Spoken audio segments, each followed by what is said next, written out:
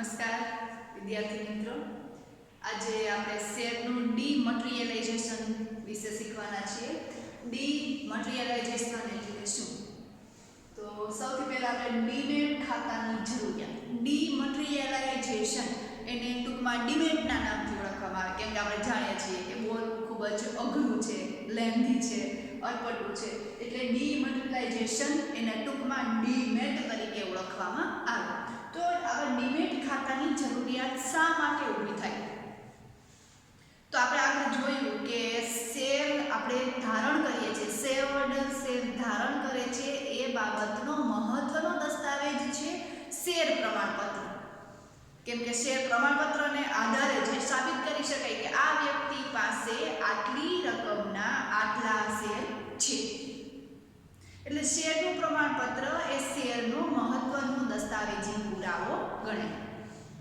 હવે જો આવું શેરનું પ્રમાણપત્ર ગુમ થઈ જાય, ફાટી જાય, ચોરાઈ જાય, બગડી જાય કે નાશ પામે તો એનું ડુપ્લિકેટ પ્રમાણપત્ર કઢાવવું ખૂબ જ અઘરું છે. ખૂબ જ લાંબી અટપટી વિધિને અનુસરી અને આવું શેરનું ડુપ્લિકેટ પ્રમાણપત્ર મેળવવું પડે છે.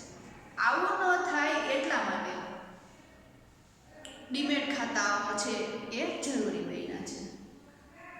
શેરનું પ્રમાણપત્ર ખોવાઈ જાય, ફાટી જાય તો એની ફેરબદલી કરી શકાતી નથી. શેરની ફેરબદલી કરવા માટે શેર પ્રમાણપત્ર હોવું જરૂરી હતું. જ્યારે ડીમેટ ખાતાઓ અસ્તિત્વ ન ધરાવતા ત્યારે શેર પ્રમાણપત્રને આધારે જ આ બધી વિધિઓ થતી હતી. તો આવી લાંબી અને જટિલ વિધિમાંથી પસાર ન થવું પડે એટલા માટે ડીમેટ ખાતાની જરૂરિયાત ઊભી થઈ. કેમ કે જો શેરનું ડુપ્લિકેટ સર્ટિફિકેટ કઢાવવું હોય તો એના માટે આવી પ્રક્રિયાઓ કરવી પડે. શેરની ફેરબદલીમાં પણ જો શેર પ્રમાણપત્રમાં જે સહી કરવામાં આવી છે એવી જ સહી કરવામાં કોઈ ભૂલ થઈ જાય અથવા તો એ સહી ભૂલાઈ જાય અને ખોટી સહી થઈ જાય તો આવા સંજોગોમાં પણ શેરની ફેરબદલી માન્ય રહેતી નથી, શેરની ફેરબદલી થઈ શકતી નથી અને શેરની લે-વેચની પ્રક્રિયામાં મુશ્કેલી ઊભી થાય છે. તો આ બધી મુશ્કેલીઓના નિવારણ માટે શેરના ડીમટીરિયલાઇઝેશનની પ્રક્રિયાની શરૂઆત કરવામાં આવી. તો શેરનું ડીમટીરિયલાઇઝેશન એટલે શું? તો શેરના ડીમટીરિયલાઇઝેશનને ડીમેટ ખાતા તરીકે, ડીમેટની પ્રક્રિયા તરીકે ઓળખવામાં આવે છે. અને એનો અર્થ આપણને એવો આપ્યો છે કે ડીમટીરિયલાઇઝેશન એક એવી વ્યવસ્થા છે જેમાં ભૌતિક શેરના પ્રમાણપત્રને ઇલેક્ટ્રોનિક સ્વરૂપમાં રૂપાંતરિત કરવામાં આવે છે. આ માટે રોકાણકારો પાસે ડિપોઝિટરી પાર્ટિસિપન્ટ પાસે ખાતું હોવું જરૂરી છે. એટલે કે રોકાણકારોએ ડીમેટ ખાતું ખોલાવવું પડે. ડિપોઝિટરી પાર્ટિસિપેટ ખાતું ખોલાવી અને એ આવું ભૌતિક પ્રમાણપત્ર ઇલેક્ટ્રોનિક પ્રમાણપત્ર મેળવી શકે. હવે અર્થમાં આપણે બે વસ્તુ જોઈ કે ભૌતિક પ્રમાણપત્રને બદલે ઇલેક્ટ્રોનિક પ્રમાણપત્ર મેળવવું. તો પહેલા તો આપણે આ બંને શબ્દોને સમજવા પડે. ભૌતિક પ્રમાણપત્ર એટલે શું અને ઇલેક્ટ્રોનિક પ્રમાણપત્ર એટલે શું? તો જે પ્રમાણપત્ર આપણને હાર્ડ કોપી સ્વરૂપે આપવામાં આવે, કાગળ સ્વરૂપે આપવામાં આવે એને આપણે ભૌતિક પ્રમાણપત્ર તરીકે ઓળખીએ છીએ અને ઇલેક્ટ્રોનિક પ્રમાણપત્ર એટલે કમ્પ્યુટરાઇઝ જે સોફ્ટ કોપી આપણને જોવા મળે, સ્ક્રીન ઉપર જે જોવા મળે એ ઇલેક્ટ્રોનિક સ્વરૂપમાંથી. એટલે ડીમેટ ખાતા મારફતે ભૌતિક પ્રમાણપત્રને બદલે આવા રીતે ઇલેક્ટ્રોનિક પ્રમાણપત્ર મેળવવામાં આવે છે. અને આવું પ્રમાણપત્ર મેળવવા માટે ડિપોઝિટરી પાર્ટિસિપેન્ટ એટલે કે રોકાણકાર પાસે આવું ડીમેટ ખાતું હોવું જરૂરી છે. તો જ એ આ ખાતા મારફતે પ્રમાણપત્ર મેળવી શકે છે.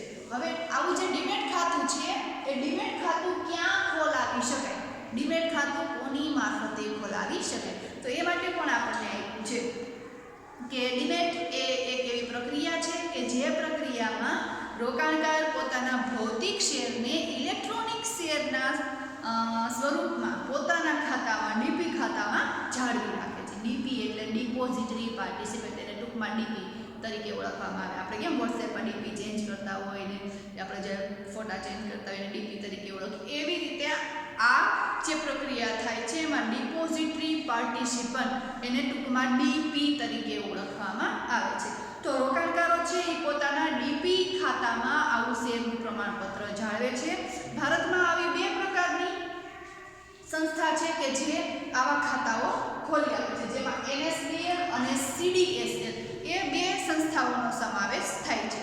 હવે આવી સંસ્થાઓ છે એ રોકાણકારોના આવા ખાતા ખોલાવવાની જવાબદારી છે એ સંભાળે છે. શેર, બોન્ડ કે સિક્યુરિટીને સાચવવાની જવાબદારી સંભાળે છે. સિક્યુરિટીઝ એટલે અહીંયા શેર મૂડીને જ આપણે સિક્યુરિટીઝ તરીકે, જે જામીનગીરીઓ છે, શેર, ડિબેન્ચર, પ્રેફરન્સ, આ બધી આપણે જે જામીનગીરીઓ છે એને સિક્યુરિટીઝ તરીકે ઓળખીએ છીએ. તો આવી શેર, બોન્ડ કે સિક્યુરિટીઝની જવાબદારી છે આ CDSL અને NSDL નામની જે બે સંસ્થાઓ છે એ સંસ્થાઓ આવી જવાબદારી સંભાળે છે. એટલે આ સંસ્થાઓને થાપણ, સાચવનાર, એજન્ટ તરીકે પણ ઓળખવામાં આવે છે.